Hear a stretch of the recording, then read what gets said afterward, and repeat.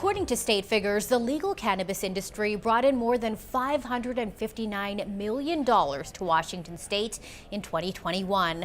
I'm PJ Randhawa, part of King 5's Facing Race team, uncovering how Washington's retail cannabis program shut out minority business owners. 81% of marijuana retailers in the state are white, and black business owners are demanding change. Join me here. Won't you be seated, please, ladies and gentlemen? 1971. America's public enemy number one is drug abuse. The U.S. declared war. The battlefield, inner cities across the country. The targets, predominantly poor people of color. I know that we use the war on drugs to go after black and brown people. When it comes to drugs and alcohol, just say no. Now, this is where it all started here when it came to downtown Seattle. My store was on this side. Entrepreneurs like Mike Asai and Peter Manning lived through the fallout. In the 80s, if you just simply had a joint, you would get 5 years in prison. Decades later, the ACLU points out the lasting impact of the war on drugs, reporting that in every state with legalized marijuana, black people are still more likely to be arrested for marijuana possession. In some states, it's up to 10 times more likely. You guys punished us for years for cannabis. It's okay now, you're doing it. Now it's okay. It's okay now because in 1998, Washington legalized medical cannabis. Mike and Peter saw it as a chance to get into the industry. To be on the bad end when it comes to cannabis and then to convert to be on the good end was very empowering. Because of growing up and just seeing the war on drugs was really the war on African Americans, the war on black men, the war on black women. By 2015, Washington state legalized recreational cannabis, and everyone had to apply for new licenses. This is where minority business people felt shut out of the process, saying they felt they couldn't compete with the white-owned, well-established cannabis companies that flooded in. The result? Black people lost out. According to state data, of the state's 558 recreational pot licenses, only 19, or 4%, went to black applicants. And there is zero African American ownership in the city of Seattle. To be supposedly in this progressive state, it's not showing. All right, well, I guess we'll go ahead and we'll just get started. The BIPOC community immediately fought back, demanding answers and action from the Liquor and Cannabis Board, or LCB, during public meetings. We feel disrespected. We're not listened to. Between 2016 and 2019, the state commissioned 2 independent reports to audit LCB's enforcement program and investigate allegations of discrimination from licensees. They had been accused of handing over $1 billion industry to white licensees, failing to provide educational resources for applicants, and giving out inconsistent information to candidates that left some, like Peter, with rejected applications. Do you see why people of color feel like they just can't catch a break? Yes. I mean, even with this, what's the saying, a day late, dollar short? Ollie Garrett is an LCB board member. She's also on the state's newly formed Social Equity and Cannabis Task Force. So there are still no black-owned dispensaries in the city of Seattle. And this is after 2 years of this task force in place. Do you call that a failure? Yes. I would call that a failure, a missed opportunity. Could it have been done different in the beginning? Yes, but this was a new industry. Who knew? Who thought about inclusion and blacks being left out? Well, the people that were left out, they have a huge disadvantage now because they're missing 6 years in the industry. How do you fix that? We can't go backwards. We just have to go forward. So far, the plan to go forward is stumbling.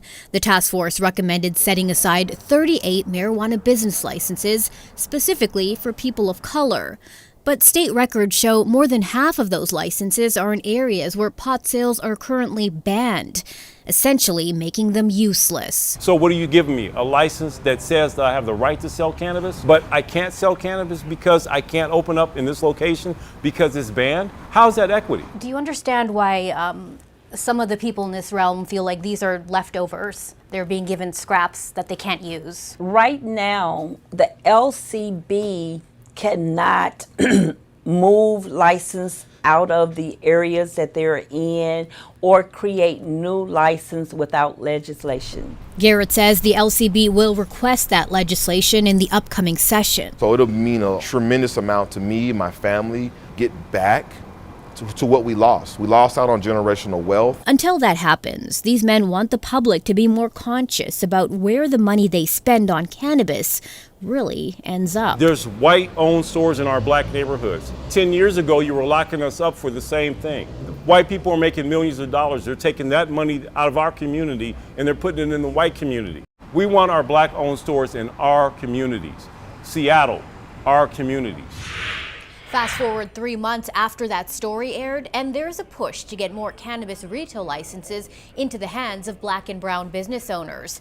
In January, a state lawmaker proposed a law that aims to increase equity in the cannabis industry. To be the first downtown medical cannabis dispensary and to be unjustly shut down and cut out, it's been painful and traumatic. When we applied for our licenses, we weren't getting them. It was like there was 50 different reasons why you didn't qualify. We didn't have people that cared at that time about equity. I believe the story brought to light what was in the dark and was the lack of inclusion. There was this illusion of inclusion in the cannabis industry with African American. It shined the spotlight.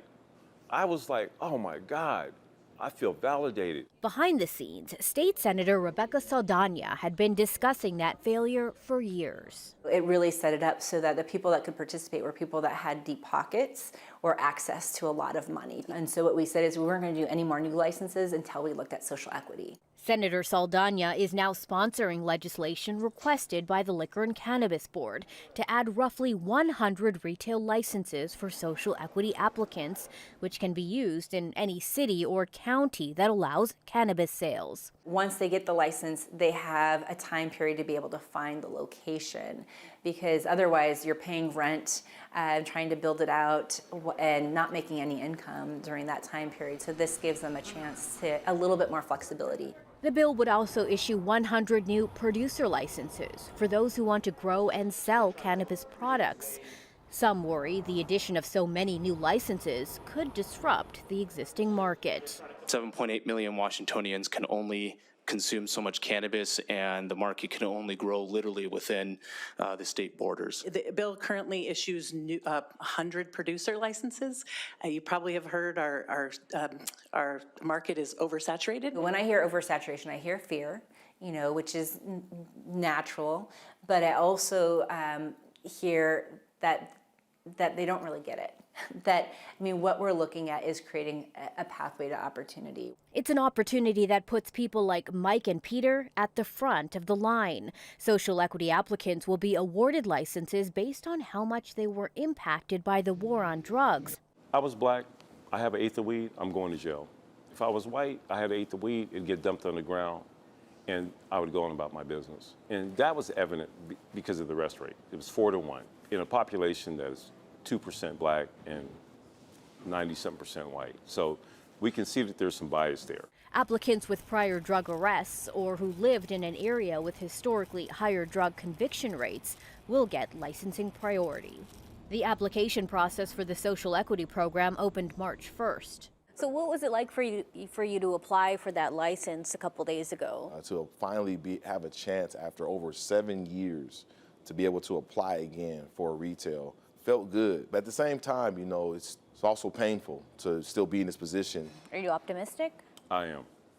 I'm this close, but will I make it? I don't know. But do I deserve it? Absolutely.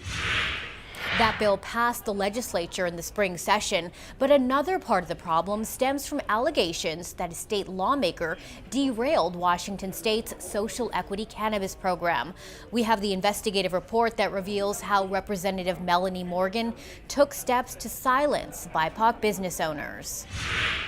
Representative Melanie Morgan was the chair of the state's Social Equity and Cannabis Task Force, a group formed to repair some of the lasting impacts of the war on drugs on the BIPOC community by making the cannabis licensing process more equitable. Over the past year, she's been the subject of a workplace misconduct investigation commissioned by the State House of Representatives. Last year, a staffer on the task force accused Morgan of abusive and bullying behavior. The state commissioned a Seattle law firm to investigate those claims of workplace misconduct. They found Morgan took steps behind the scenes to silence members of the public who opposed her.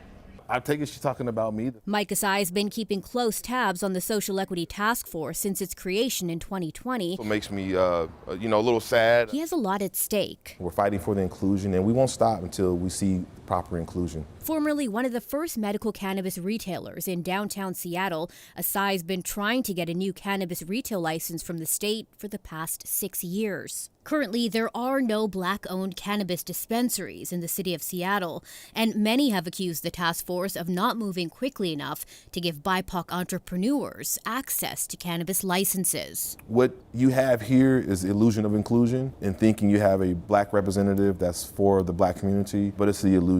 Asai was surprised to learn from the report about what Morgan was doing behind the scenes. We do have designated staff monitoring our Q&A box to make sure that those who sign up are able to speak as they come through. The report details how, despite pushback from staff, Morgan had the chat box shut down and removed from public online meetings, calling it a distraction. Do you feel like by shutting down the chat box, you were being silenced? Absolutely. It was a way for members of the public and people that were joining in on the task force to communicate with each other. If you put something in the chat box, there was times where a staff member or someone could get you the information right away. When a staff member told Morgan that the community was losing trust in the committee and its work, according to the report, Morgan stated she did not need to give members of the public who were disgruntled airtime.